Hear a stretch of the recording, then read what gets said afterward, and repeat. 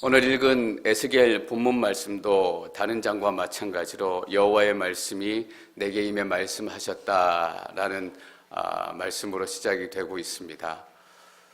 구약에 보면 여호와께서 말씀하셨다라는 표현이 한 360번 정도 나온다 그래요. 360번 중에 3분의 1 정도가 에스겔서에 나옵니다. 하나님께서 말씀하셨다라는 표현이 에스겔서에 왜 이렇게 많이 나올까 생각을 해보게 됐습니다. 이스라엘 백성들은 사실 지금 영적인 공황 상태입니다. 절대로 하나님께서 자신들을 버리지 않을 거라고 생각하셨는데 예루살렘에서 쫓겨나고 또 예루살렘 성전이 멸망을 당하고 바벨론의 포로로 끌려와 있습니다. 하나님께서 우리를 버리셨고 더 이상 말씀하지 않겠다라는 그 불신의 믿음이 더해갈 쯤에 에스겔을 통해서 계속해서 말씀하시는 것입니다. 여러분, 하나님께서는 여러분 가운데 끊임없이 말씀하십니다. 무엇이 하나님의 말씀을 막고 있는지, 어떤 두려움들이 하나님의 말씀을 막고 있는지 우리의 삶을 이 말씀에 비추어서 다시 한번 돌아봐야 될 것입니다. 하나님의 말씀을 날마다 듣는 축복이 여러분 가운데 임하시기를 축원합니다.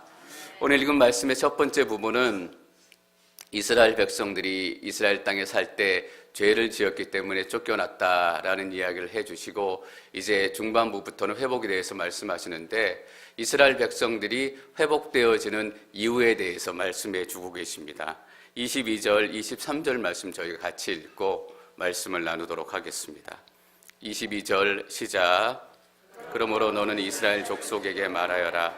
주 여호와가 이렇게 말한다. 이스라엘 족속아, 내가 이런 일을 하는 것은 너희를 위해서가 아니라 그곳으로 갔던 민족들 사이에 너희가 모독한 내 거룩한 이름 때문이다. 23절 계속 읽습니다. 23절 너희가 그들 가운데 더럽히고 민족들 사이에서 더럽혀진 내 위대한 이름을 내가 거룩하게 할 것이다. 내가 그들이 보는 앞에서 너희를 통해 내 거룩함을 보여줄 때 내가 여호와임을 그 민족들은 알게 될 것이다. 주 여호와의 말이다. 너희를 구원해주고 회복시켜줄 것인데 구원해주는 이유가 바로 이것입니다. 너희를 위해서가 아니라, 하나님께서 이스라엘 백성들을 위해서가 아니라 위해서 구해준 것이 아니다라는 말은 이스라엘 백성들을 사랑하지 않는다라는 말이 아니라 너희들이 한 것 때문에, 너희들이 무엇인가 잘했기 때문에 내가 너희를 구해준다, 그런 이유가 아니다라는 이야기입니다. 우리가 이렇게 생각할 때가 있습니다. 기도하고 또 말씀을 읽고 내가 신앙생활 잘 하는 것 같다라고 생각이 들 때 우리 마음 가운데 내가 이 정도로 신앙생활 잘 하니까 하나님께 복 받을 만하지라고 생각할 때가 있지 않습니까? 그러나 하나님께서는 우리가 잘했기 때문에 복을 주시는 것이 아니라 하나님의 거룩한 이름 때문에 복을 주신다라는 것입니다. 우리가 하나님 앞에 무엇인가를 했기 때문에, 잘했기 때문에 복을 주신다는 것이면 하나님께서 복을 줬다 뺏었다 이렇게 하셔야 돼요. 왜냐하면 우리가 하루에도 12번씩 왔다 갔다 하기 때문입니다. 우리의 마음이 왔다 갔다 하는 대로, 하나님 앞에 행하는 대로 우리의 구원과 축복이 왔다 갔다 한다면 우리의 구원은 늘 불안할 수밖에 없을 것입니다. 그러나 우리 때문에 하나님께서 구원하시는 것이 아니라 하나님의 거룩한 이름 때문에 구원하신다라는 것입니다. 여러분, 거룩하다라는 말이 어떤 말인지 잘 아시죠? 구별하다라는 말의 의미를 가지고 있습니다.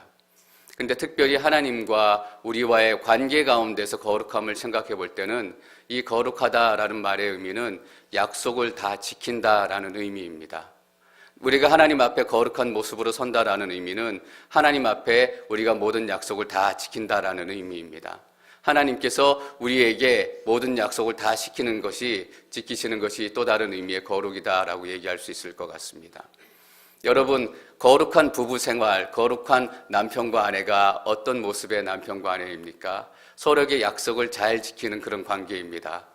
검은 머리가 팥뿌리가 될 때까지 좋을 때나 나쁠 때나 당신만을 사랑하고 위하며 살겠습니다. 결혼식 할 때 약속한 이 약속을 잘 지키며 살아가는 것이 거룩한 부부관계, 거룩한 관계인 것입니다.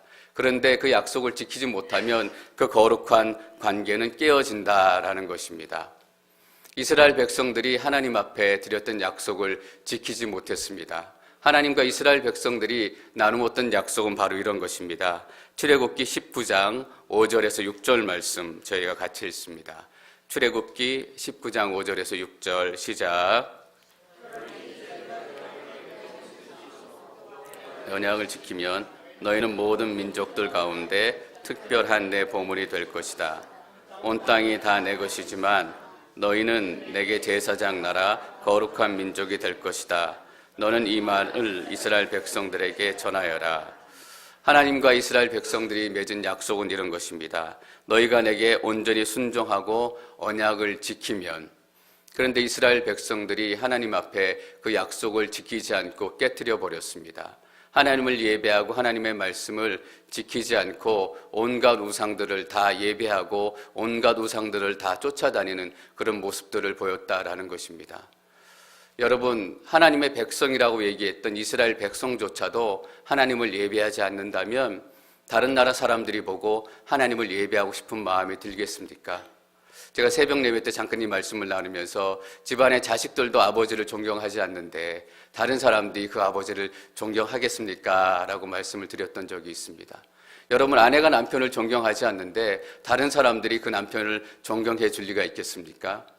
남편이 나가서 아내를 잘 대접해주고 높이 존귀하게 여겨주지 않는데 다른 사람들이 내 아내를 존귀히 여겨줄 리가 만무하지 않습니까?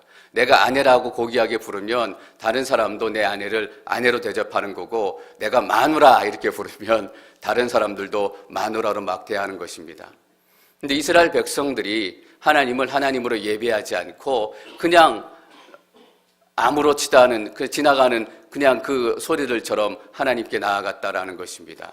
예수 믿고 사는 것이 저런 것인가 라고 사람들이 생각하기 시작했다라는 것이죠.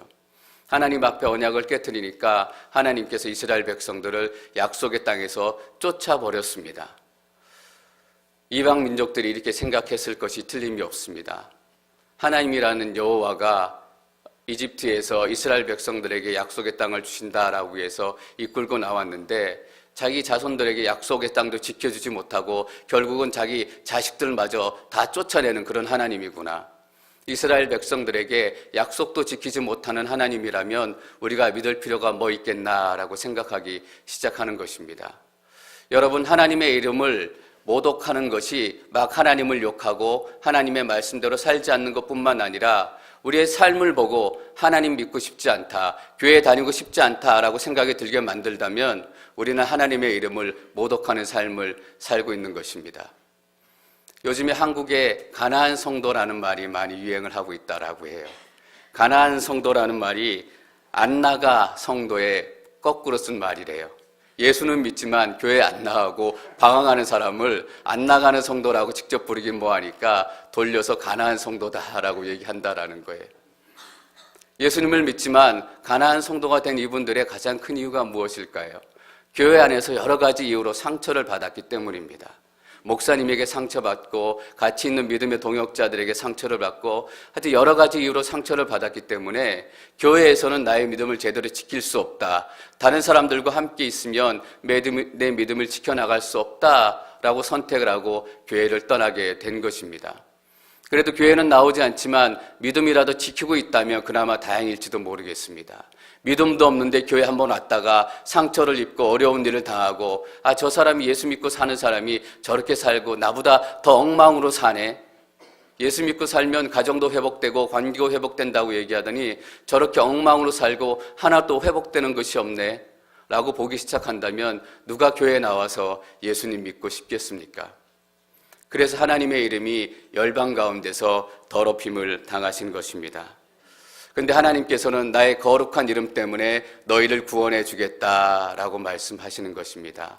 어떠한 것입니까? 내가 약속을 했기 때문에 반드시 그 약속을 지키겠다라고 말씀하시는 것입니다. 여러분, 하나님은 한 번 약속하시면 꼭 지키시는 분이십니다. 우리가 조금 기도 많이 하고 성경 많이 읽고 주일 예배, 수요 예배 좀 열심히 나온다고 해서 하나님께서 약속을 더 잘 들어주시는 것이 아니라 하나님께서는 우리 가운데 약속을 지켜주시겠다라고 사랑의 약속을 하셨기 때문에 하나님께서는 우리 삶 가운데 반드시 그 약속을 이루시는 것입니다. 그것이 거룩한 관계입니다. 우리는 하나님께 드렸던 약속을 지키지 않고 거룩한 관계를 깨뜨렸지만 하나님께서는 언제까지나 그 거룩함을 깨뜨리지 않고 하나님의 약속을 이루어 가는 것입니다. 그래서 여러분, 하나님께서 우리 때문에 우리를 구원하시고 회복시키시는 것이 아니라 하나님의 거룩한 이름과 약속 때문에 우리를 회복하시고 구원시킨다라는 것이 얼마나 위로가 되고 격려가 되는 말인지 모르겠습니다. 그래서 하나님의 구원의 약속은 절대로 흔들리지 않게 되는 것입니다. 24절부터 저희가 26절 말씀 계속해서 읽도록 하겠습니다. 24절에서 26절 시작.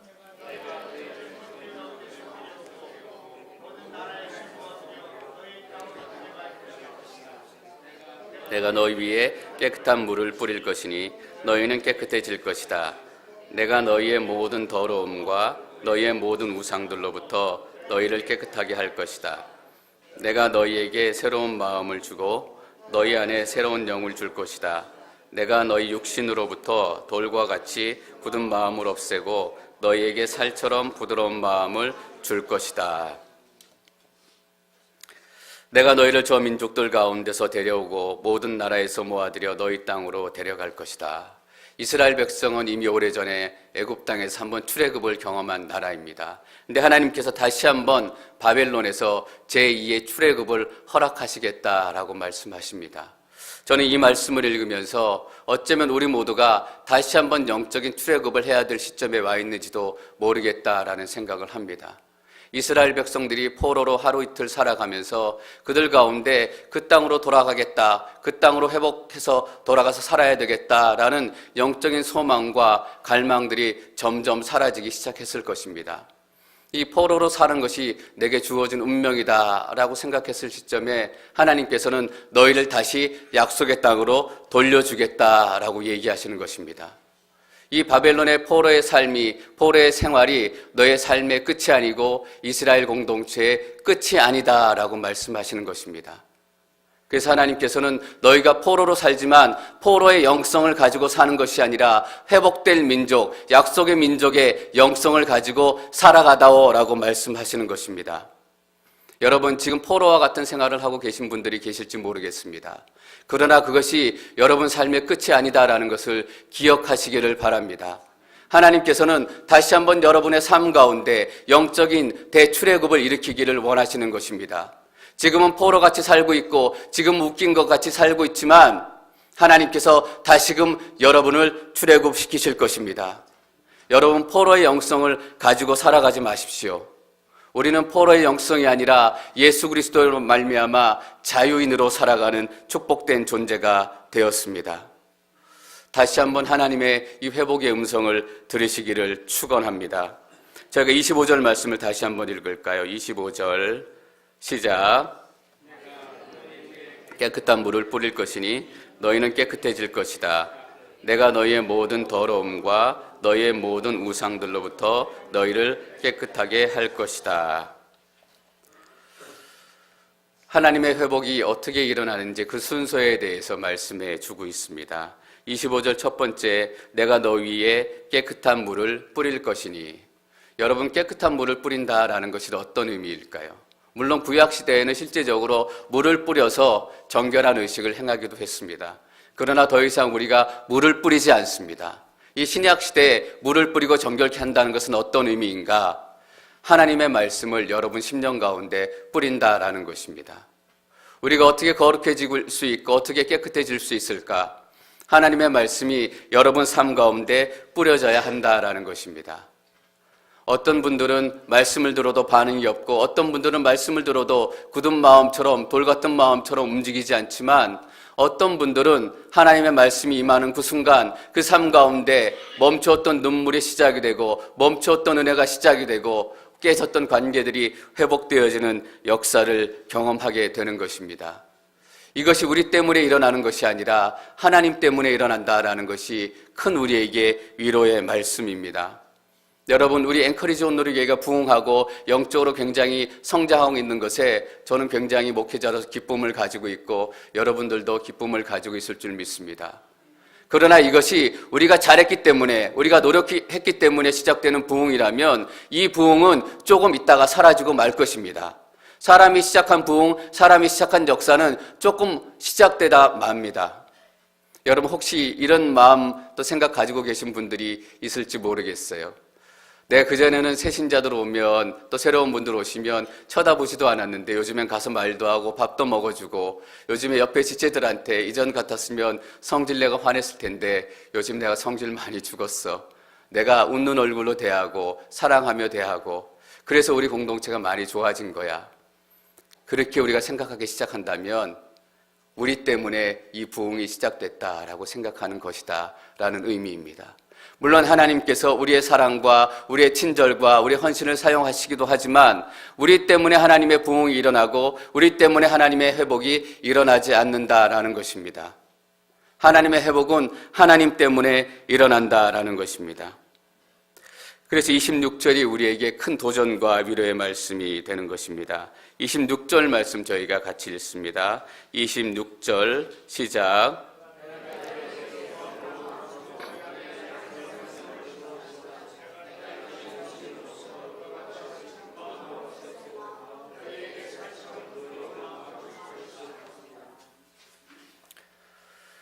내가 너희에게 새로운 마음을 주고 너희 안에 새로운 영을 줄 것이다. 여러분, 하나님께서는 새로운 마음을 주신다라고 말씀하십니다. 오히려 너희들 마음이 조금 변할 것이다. 너희들 삶이 조금씩 변화될 것이다. 이렇게 말씀하셨다면 조금씩 우리가 더 이해하고 또 접근하기 쉬울지도 모르겠습니다. 그런데 하나님께서는 조금씩 변하겠다라고 말씀하시는 것이 아니라 너희에게 새로운 마음을 주겠다라고 말씀하십니다. 여러분, 하나님의 말씀으로 인해서 새로운 천지 창조가 시작이 됩니다. 하나님의 말씀이 우리 심령 가운데 뿌려지면 우리 가운데 새로운 영적인 창조가 시작이 되는 것입니다. 우리 마음 가운데 새로운 마음이 주어지기 시작하고 새로운 영이 부어지기 시작하면 가장 첫 번째로 나타나는 것이 우리가 죄를 미워하게 된다라는 것입니다. 이전에는 죄 가운데 있어도 내 마음이 찔림이 없었고 죄 가운데 있어도 내 마음이 전혀 불편하지 않았는데 이전과 같이 똑같이 살아가는 게 너무 불편해지고 너무 어려워진다라는 것입니다. 이전은 내가 하나님 앞에 정말 바른 존재고 온전한 존재고 또 올바르게 살아가고 있다라고 생각이 됐는데 성령님이 우리 안에 임하시기 시작하면 내가 얼마나 극악무도한 죄인인지 깨닫게 된다라는 것입니다. 여러분, 사도 바울의 인생을 기억하십니까? 누구보다 하나님 앞에 의롭게 산다라고 생각했던 사람이었습니다. 근데 예수님을 만나고 성령님이 임하기 시작하니까 나는 괴수 중에 괴수로다라고 고백하기 시작하는 것입니다.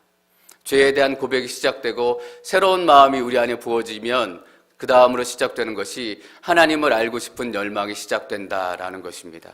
이전에는 하나님을 알고 싶은 마음도 없었고 하나님을 믿고 싶은 마음도 없었고 하나님한테 관심이 없었는데 하나님의 새로운 영이 우리 가운데 부어지고 새로운 마음이 시작이 되면 어떻게 해서든지 하나님을 더 알고 싶다라는 생각이 들기 시작하는 것입니다.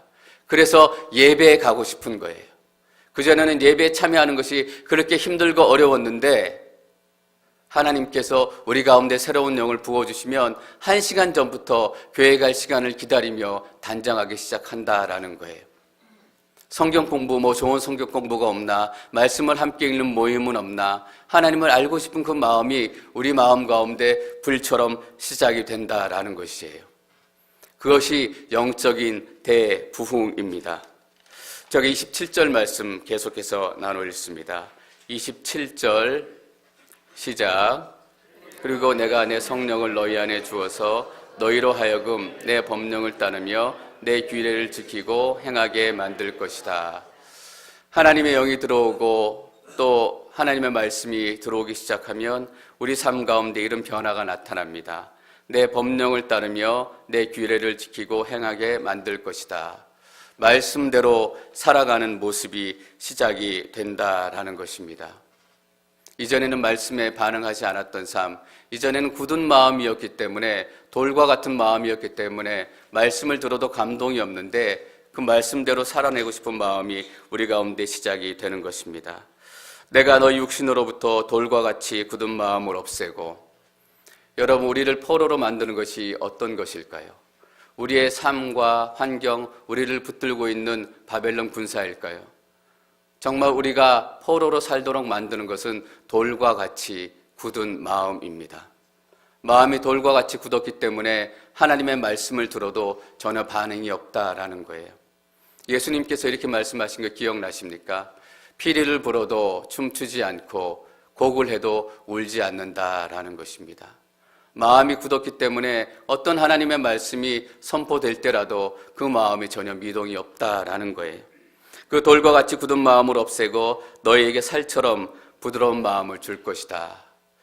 여러분, 살처럼 부드러운 마음이 되면 어떤 변화가 나타나는지 아세요?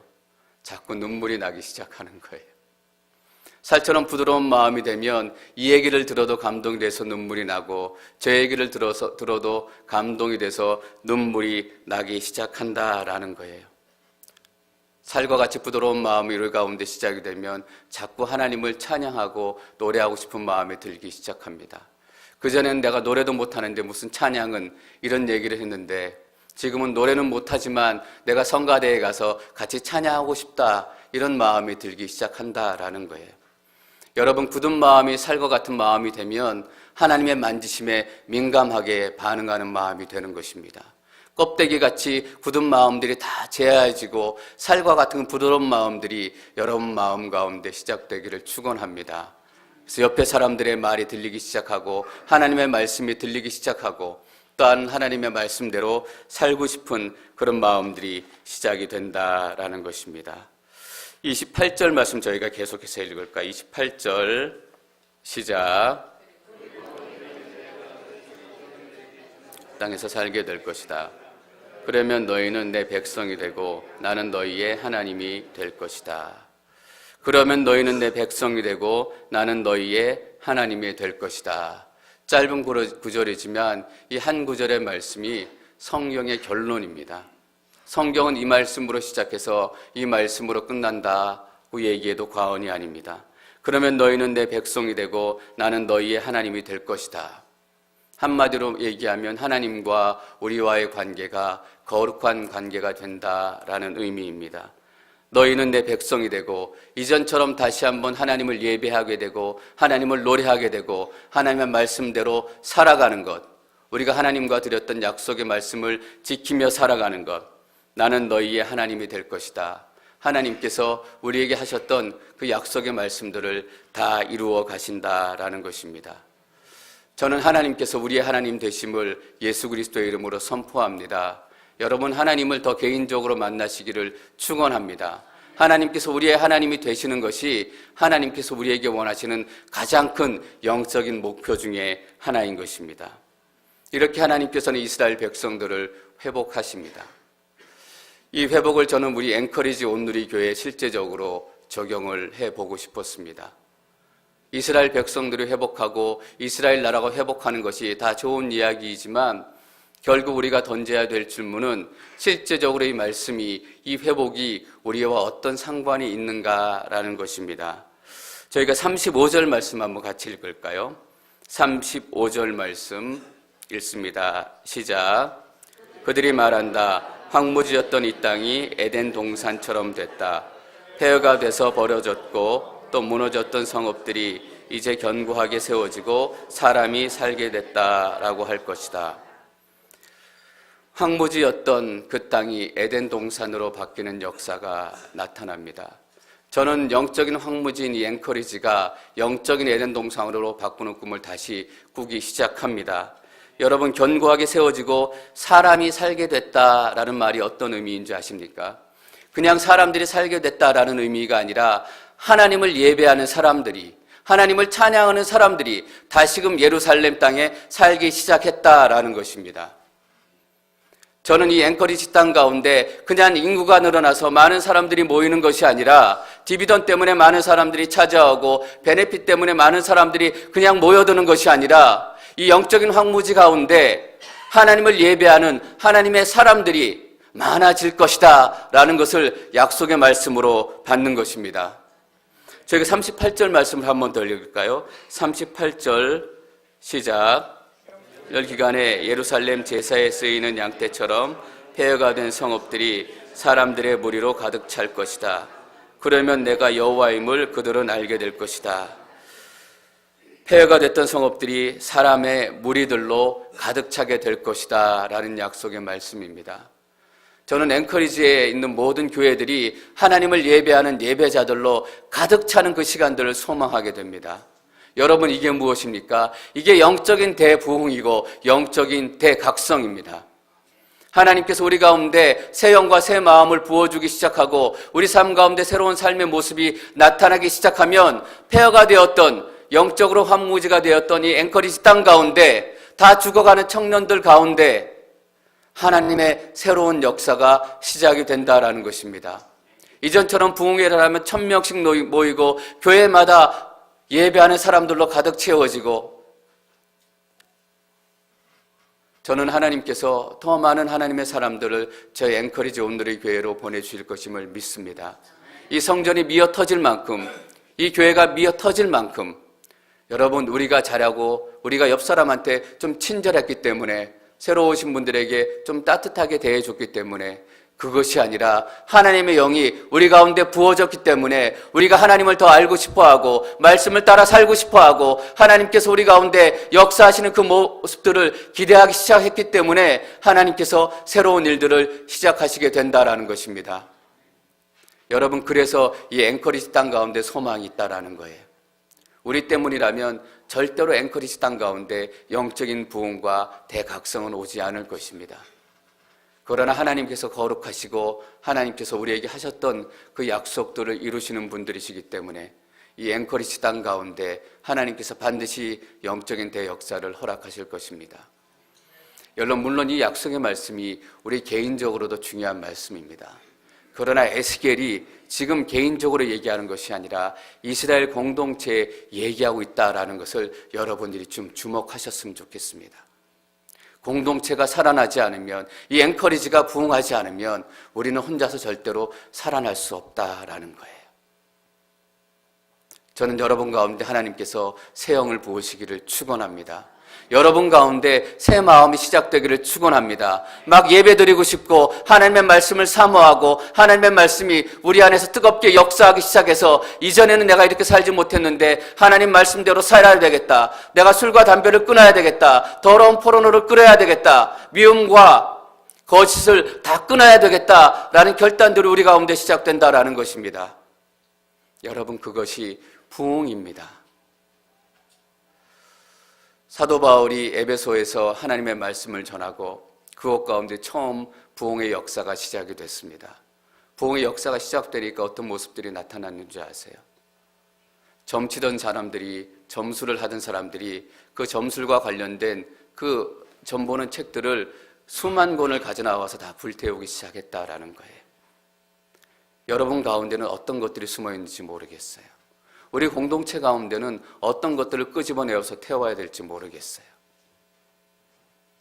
우리는 끊임없이 하나님 앞에 긍휼을 구해야 되는 사람들입니다. 우리 안에 있는 더러움도 꺼내고 우리 안에 있는 욕심들도 꺼내고 우리 공동체 안에 있는 죄들도 다 꺼내서 불태우기 시작해야 된다라는 것입니다. 여러분, 하나님의 역사는 반드시 일어난다라는 것을 기억하십시오. 하나님께서는 거룩한 하나님이시고 약속의 하나님이시기 때문입니다.